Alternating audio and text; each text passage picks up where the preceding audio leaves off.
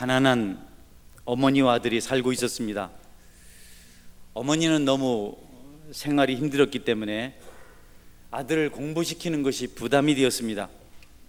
그럼에도 불구하고 아들을 위해서 학비를 마련하기 위해서 모든 수고를 아끼지 않습니다. 노동판에 가서 일하기도 하고 떼약 배달해서 곡식을 심어 가꾸기도 합니다. 이런 어머니의 수고와 눈물 덕분으로 아들이 대학을 졸업하게 됩니다. 그런데 어머니에게 고민이 생겼습니다. 아들이 졸업식장에 오라고 초청을 했지만 그 식장에 가기가 두렵습니다. 자신이 너무 초라하고 누추하기 때문에 수석 졸업을 하는 수석의 영예를 차지한 아들에게 그 자신의 누추한 모습이, 초라한 모습이 혹 오점이 될까 걱정이 되어서 졸업식장에 가기를 거절합니다. 아들은 굳고 오지 않겠다고 하는 어머니를 간곡히 권유해서 몇 번이고 초청해서 졸업식장에 모시고 나갑니다. 어머니는 볕에 그을은 얼굴을 하고 수고한 것 때문에 거친 손을 하고 낡은 옷을 입고 눈이 움푹 들어간 결코 사람들에게 아름답게 비치지 못할 그 외모를 가지고 앞자리 앉을 수가 없어서 뒷자리, 구석자리, 남이 보이지 않는 곳에 앉아서 아들의 졸업식을 지켜봅니다. 아들은 그날 영예의 수석을 차지했기 때문에 모여있는 모든 청중들 앞에서 졸업 연설을 합니다. 그 연설 내용은 수석 졸업의 영광을 하나님과 스승들 그리고 어머니에게 돌린다고 이렇게 말을 맺습니다. 우레와 같은 박수 속에서 아들은 학장으로부터 금메달을 받습니다. 학장이 그 메달을 이 아들에게 걸어주려고 할 때 아닙니다. 이 메달을 받을 분은 따로 있습니다. 그리고 메달을 두 손으로 받쳐들고 보일 듯 보이지 않을 듯 먼 곳에 있는 어머니를 찾아가서 어머니에게 그 목걸이를 걸어줍니다. 사람들은 그 초라한 옷을 입고 있는 그 어머니에게 시선을 집중합니다. 아들이 목걸이를, 금메달을 걸어주고 어머니 감사합니다. 이 금메달은 마땅히 어머니가 받으셔야 합니다. 이것은 어머니 것입니다. 여러분, 졸업 연설도 감동적이었지만 그 감동적인 그 분위기 때문에, 그 모습 때문에 온 청중들이 눈물로 기뻐하며 박수갈채를 보냈습니다. 여러분, 이 학생은 그 후에 그 대학의 학장이 되었고 10년 후에는 28대 미국의 대통령이 됩니다. 노벨 평화상도 받았습니다. 그가 바로 민족 자교주의를 제창하고 국제연맹을 만들어낸 위드로우 윌슨 대통령입니다. 부모님을 존중히 여기고 부모님의 은혜를 알고 부모를 공경한 사람 중에 잘못된 사람은 한 사람도 없습니다. 하나님께서도 약속하셨습니다. 내 부모를 공경하라. 그리하면 내 하나님 여호와가 내게 준 땅에서 내 생명이 길리라. 하나님을 섬기고 하나님을 따르는 백성들에게 특별히 하나님께서 5번째 계명을 주셨는데 부모를 공경하라는 겁니다. 성경의 위대한 인물들 중에 부모를 공경하지 않은 사람이 아무도 없습니다. 하나님께서 칭찬한 사람들, 하나님의 칭찬을 받은 사람들은 하나같이 부모를 공경하고 효도한 사람들이었습니다. 하나님의 진노를 사고 하나님을 슬프게 하고 하나님을 노엽게 한 사람들은 하나같이 부모를 홀대한 사람들이었습니다. 부모를 함부로 대한 사람, 부모를 어긴 사람 중에 하나님의 진노를 사지 않은 사람이 아무도 없습니다. 여러분, 성경에 그런 인물들이 많이 있지만 한두 사람 찾아본다면 저는 그 중에 롯이라는 여인을 꼽을 수가 있다고 생각합니다. 롯은 이방 여인입니다. 그런데 유대 청년하고 결혼을 해서 남편이 죽습니다. 그리고 어머니도 시아버지인 남편을 잃습니다. 시어머니가 며느리에게 내 좋은 길 가라고 말할 때 아닙니다. 나는 어머니를 떠날 수 없습니다. 어머니와 함께 하겠습니다. 어머니와 함께해서 어머니가 하나님의 택한 백성으로 받을 축복을 나도 받아 누리겠습니다. 끝까지 시어머니를 공경한 아주 모범적인 며느리입니다. 요즘은 뭐 시어머니 싫어서 시자 들어간 음식도 안 먹는다 이렇게 얘기를 하더라고요. 이방 여인이 낯선 나라에 가서 정말 두 여인이 공색한 삶을 삽니다. 동냥하다시피 얻어서 하루하루를 살아갑니다. 거지나 다를 바 없는 모습으로 삽니다. 청승 많습니다. 두 가부가 재산도 없고 살 곳도 마땅치 않은 곳에서 보리삭을 주워가면서 먹고 사는 것이 처절합니다. 시어머니 마음에 며느리가 고맙습니다. 도울 방법이 없습니다. 너무 귀한 며느리, 정말 자기를 돕는 이 며느리를 어떻게 도왔으면 좋겠는데 방법이 없습니다. 어느 날 도울 길을 알게 되었습니다. 베들레헴 유력자 보아스와 결혼할 수 있도록 어머니가 지혜를 짜서 말씀대로 두 사람이 결혼하게 하고 하나님의 축복을 받도록 만듭니다. 여러분, 시어머니를 잘 모시고 효도했던 이 롯은 결국 위대한 예수님 조상의 반열에 들게 됩니다. 효도했더니, 어머니를 잘 모셨더니 하나님께서 뜻밖의 축복을 허락해 주신 것입니다. 부모에게 효도했던 롯은 예수님의 계보에 들어가는 영광을 얻었습니다.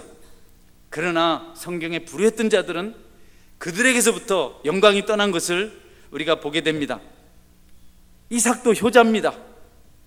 아버지가 자기 심장에 칼을 꼽아서 죽이고 각을 떠서 제물로 바치겠다고 날카로운 칼을 들고 심장을 향해 내려 찍는데 이 아들이 반항도 하지 않고 아버지 뜻대로 하십시오. 그대로 누워 있습니다. 천사가 급히 말리지 않았으면 그날 이삭은 아버지 칼에 찔려서 죽임을 당했을 것입니다. 그러나 하나님은 순종하는 아들을 버리지 아니하고 이 아들에게, 이삭에게 엄청난 축복을 주십니다. 문제없는 삶을 평생도록 살아가게 하나님께서 만들어 주십니다. 농사를 지었는데 그 기근 때, 흉년 때 100배의 결실을 얻도록 해주셨습니다. 여러분, 씨앗 한 가마니를 뿌렸는데 100가마니의 추수를 걷게 만들어 주셨어요. 이삭은 목축을 하는 사람입니다. 농사꾼이 아닙니다. 그런데도 그 기근 때에 모든 농토가 말려서 곡식이 되지 않는 그때에 농사하고는 거리가 먼 목축하는 이 목동이 농사를 지었는데 100배나 결실했다고 말씀하고 있습니다. 여러분, 성경은 효도하는 자녀가 하나님 말씀대로 축복받고 잘 된다는 것을 가르쳐주고 있습니다. 우리가 이런 것들을 보면서 잘 되려는 기대를 다른 것보다도 효도를 통해서 이루시는 여러분이 되기를 주님의 이름으로 축원합니다. 오늘 성경 말씀에는 자녀를 위한 애틋한 어머니의 모습이 나타나 있습니다. 이 성경 말씀의 내용이 이렇습니다. 사울이라는 왕이 하나님께 범죄하고 블레셋과 전쟁을 하다가 길보아산 전투에서 죽습니다.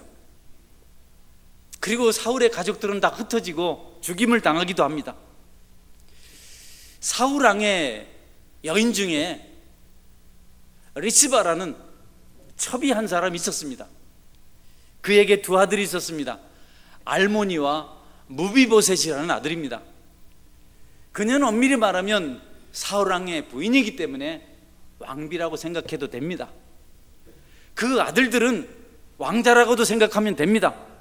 웬만하면 남아있는 추종 세력들을 불러서 한번 왕제에 도전할 만한 그런 환경이었지만 리스바는 그것보다도 아이들과 그냥 조용히 사람들과 다투지 않고 그렇게 조용히 편안하게 그렇게 살고 싶어서 여러분 그런 일을 하지 않습니다.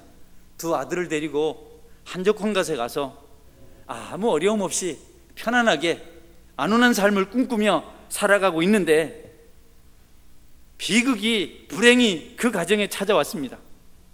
다윗이 왕이 된 다음에 계속해서 매년 기근이 찾아오는 겁니다. 3년 동안 계속해서 흉년이 찾아오는 겁니다. 다윗이 이 문제를 놓고 하나님께 기도합니다. 하나님, 이 땅의 백성들이 흉년 때문에 고통을 당하고 있습니다. 이 문제를 해결해 주십시오. 하나님이 응답하지 않아요. 기근 문제를 해결해 주지 않아요. 왜 그런지 기도해 보았더니 하나님 말씀하십니다. 기브온 족속들이 너희들에게 서운한 것이 있어서 그들 때문에 내가 너희들을 축복할 수 없다. 사울 왕이 약속을 어기고 여호수아 시대에 기브온 족속들을 해치지 않겠다고 약속한 것이 있는데 그 약속을 어기고 기브온 족속들을 살육했기 때문에 기브온 족속들이 너희들을 싫어하고 그 마음속에 나쁜 마음을 가지고 있고 서운한 마음을 가지고 있기 때문에 내가 너희들에게 응답할 수 없고 너희들을 도울 수 없다, 이렇게 말씀하시는 겁니다. 그래서 다윗이 기브온 족속을 찾아갑니다. 어떻게 해주면 너희들의 원한을 풀 수 있겠느냐? 너희들의 서운함을 극복할 수 있겠느냐? 내가 어떻게 하면 금을 주면 좋겠느냐? 은을 주면 좋겠느냐? 땅을 주면 좋겠느냐? 너희들이 마음을 풀어야 하나님이 하늘문을 여시고 이 땅에 비를 내리고 이 백성들이 고통당하지 않는데 나는 왕으로서 그 문제를 해결하기 위해서 어떤 대가라도 지불할 것이니까 마음을 좀 열어달라. 그랬더니 기브온 족속들이 우리는 은도 필요 없고 금도 필요 없습니다. 우리는 사울의 후손 중에 7사람을 목매달아 죽임으로 우리의 원한을 풀겠습니다. 기가 막힌 일입니다, 여러분. 사울의 후손 중에 7명을 찾기도 쉽지가 않고 왕으로서 모든 끝난 전쟁 뒤에 그 일을 한다는 것이 어렵습니다.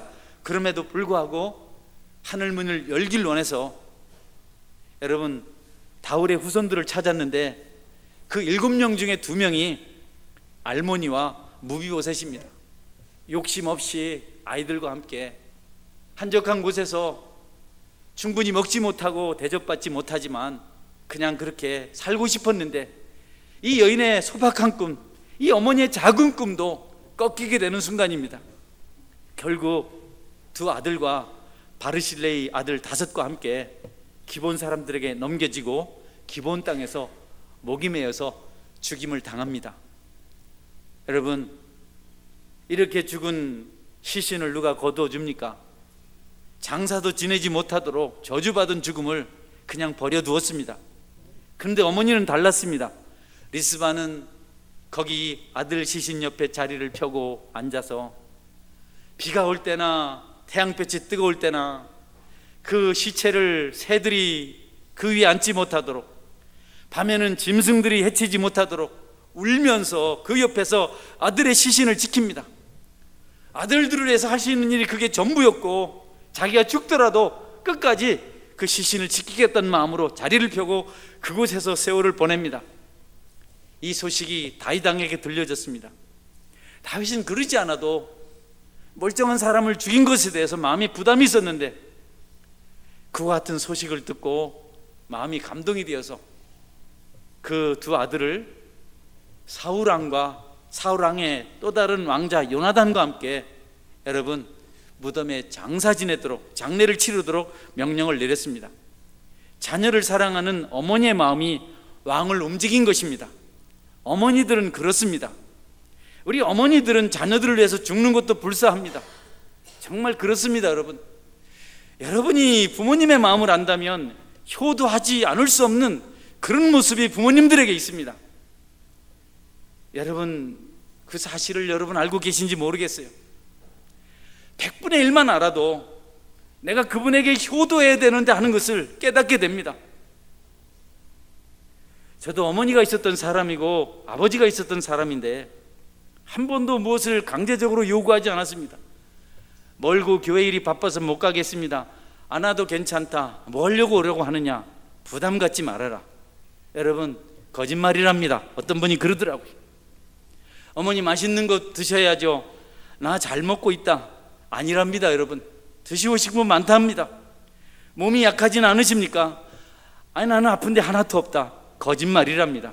어디 놀러 가십시오. 나 다리 아파서 놀러 가는 거 안 좋아한다. 나는 집이 좋다. 아니랍니다. 용돈 좀 드릴까요? 많이 있단다. 여러분, 아니랍니다. 어쨌든지 자녀들에게 부담 주지 않으려고 힘들게 하지 않으려고 고생을 그냥 몸에 담고 그냥 스스로 견디면서 살아가고 있습니다. 사람들 중에 성경의 인물이 아니라도 효도했던 위대한 사람들이 많습니다. 인류 역사 속에서 존경받는 사람들 중에 효자가 아닌 사람이 없었습니다. 우리는 예수님 다음으로 존중받아야 될 사람이라고 말하고 있는 링컨 대통령을 잘 압니다.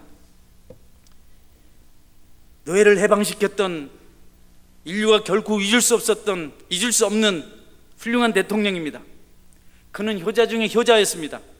그가 대통령이 되어서 상원에서 연설을 하게 되었습니다. 단에 올라섰을 때 한 사람이 야유합니다.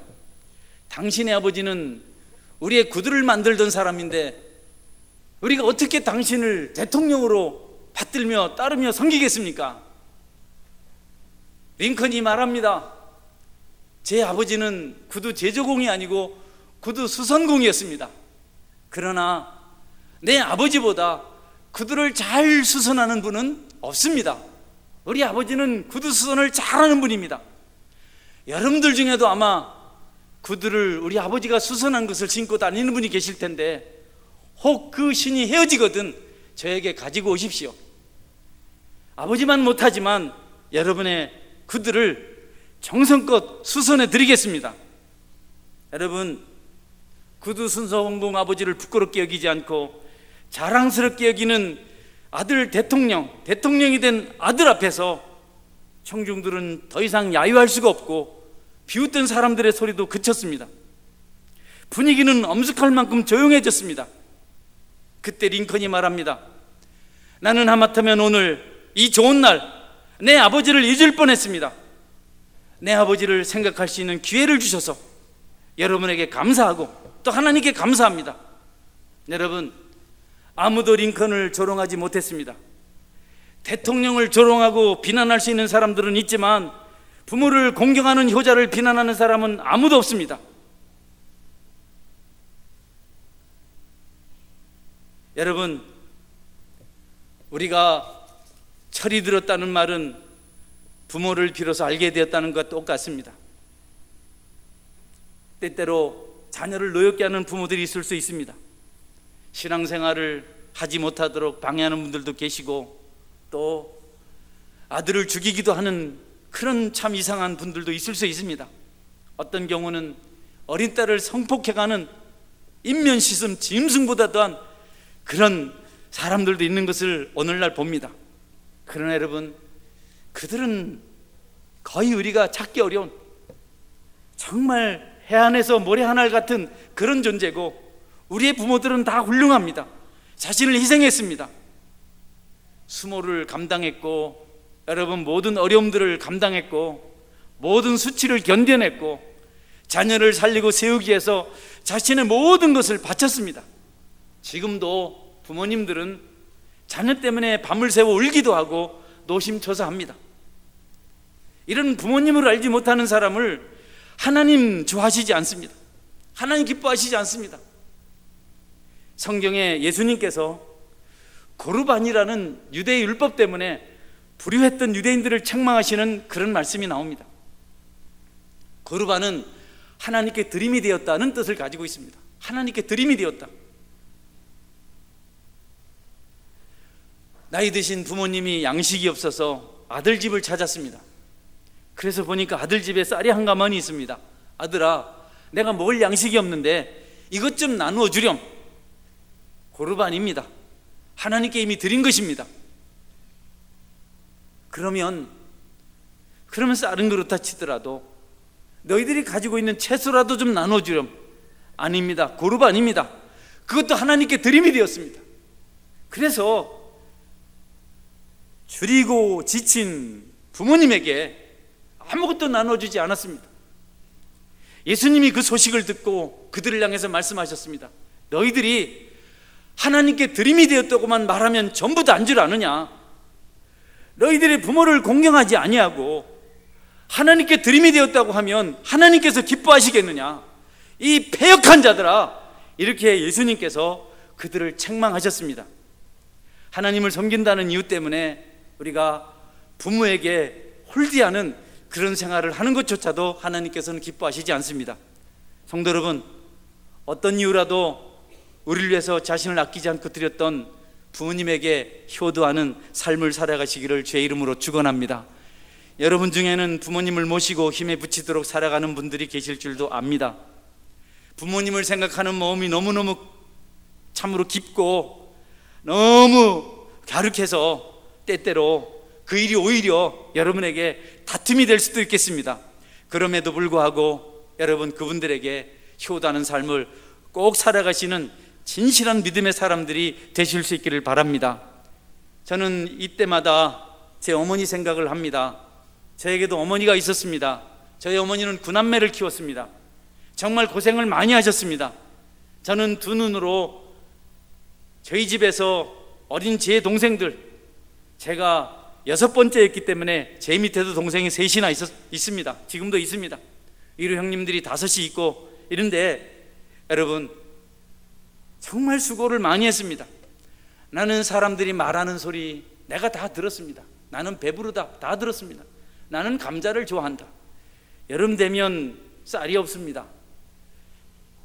어떻게 쌀을 좀 얻으면 감자가 10분의 9고, 아니 10분의 9가 아니고 100분의 99고 쌀이 100분의 1입니다. 감자 사이사이 어떻게 쌀이 좀 있으면 그냥 눈이 반들반들합니다. 자녀들이 제 눈이 제일 반짝거립니다. 어머니가 떠서 남영이니 먹어라, 너 먹어라. 네 안 합니다. 우리 고향은 너 먹어라. 왜 하면 옆에서 그대로 하겠습니다. 이 새끼 엄마 먹게 그냥 알마 있으라. 그럼 우리 엄마가 나는 살은 안 좋았다, 그런 말 하세요. 늘 부엌에서 밥 드시고 먹고 남은 거 드시고. 실제로 부모님들이, 어머니들이 자녀를 그렇게 키웠어요. 우리 어릴 때는. 그런데 여러분, 세월이 지났습니다. 70이 넘으셔서 중반쯤 되셨을 때 노년에 그동안의 고통과 수고의 짐을 견디지 못하시고 결국 중환병을 앓게 되었습니다. 많이 아프셨습니다. 고통을 하며 신음할 때 그분이 늘 하신 말씀이 있습니다. 자식을 9이나 낳는데 내가 이렇게 아파서 죽어가는데 왜 아보는 놈이 한 놈도 없을까? 제가 있지 않습니까? 네 놈도 똑같아. 똑같아. 내가 왜 이제 살만한데 이제 죽어야 되나? 하나님은 살아계신가? 내 손바닥이 이렇게 하얀데 어머니 손바닥은 흑인들도 하얗습니다. 내가 왜 죽어야 되나?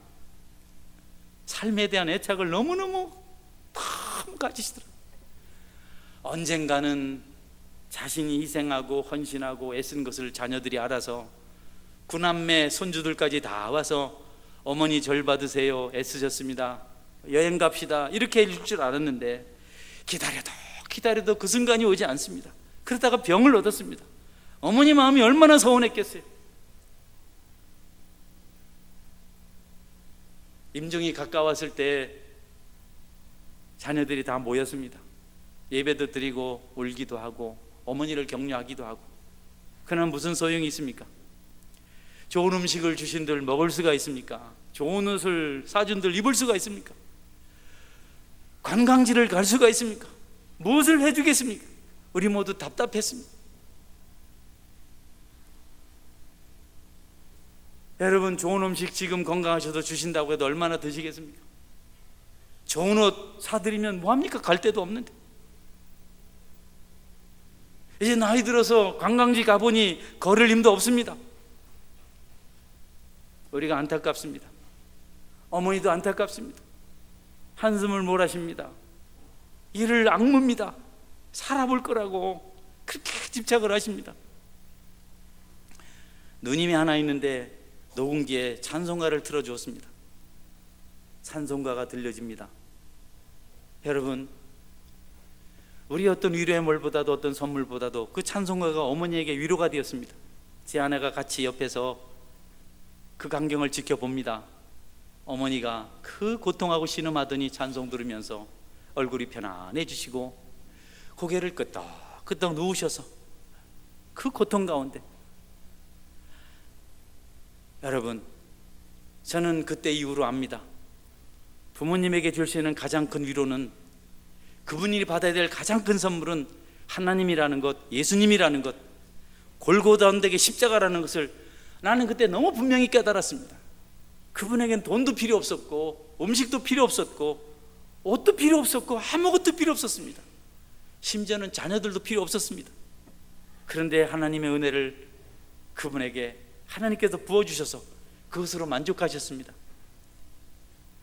어머니의 보상은 수고에 대한 위로와 모든 상급은 땅에 있는 것이 아니었고 하나님께 있었습니다. 하늘에 있었습니다. 하나님 품이 그분의 위로고 그분의 안식처고 그분의 모든 상이었습니다.